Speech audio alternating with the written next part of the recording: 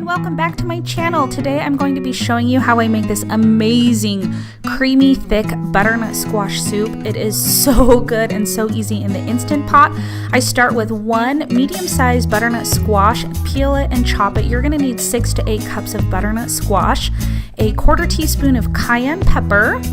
You'll need 4 bouillon cubes, or if you buy the Knorr brand like I do, it's only 2 since they're big. And then 4 tablespoons of butter, which is a 1/2 stick, and then 1/3 cup of chopped onions.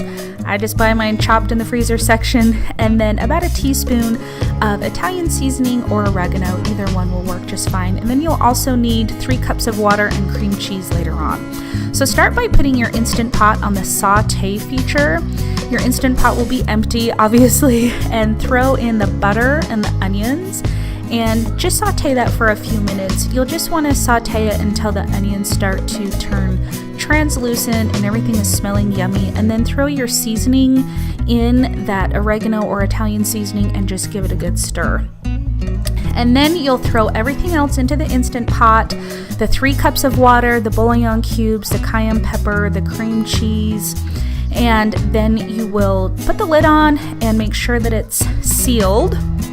And then since it's on the saute feature, you'll have to push off or clear, however your Instant Pot works.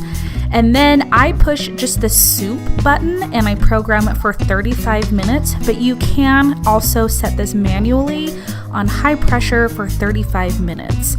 And then you'll just do whatever kind of release you want. If you want to do a quick release, that's fine. Mine just naturally released because I cooked this while we were at church.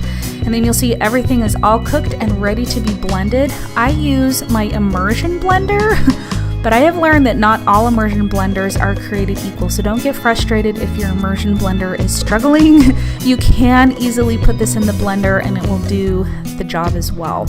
So just puree it until it is all combined and pureed, and then you will have the most amazing butternut squash soup you have ever tasted. I promise it's the best.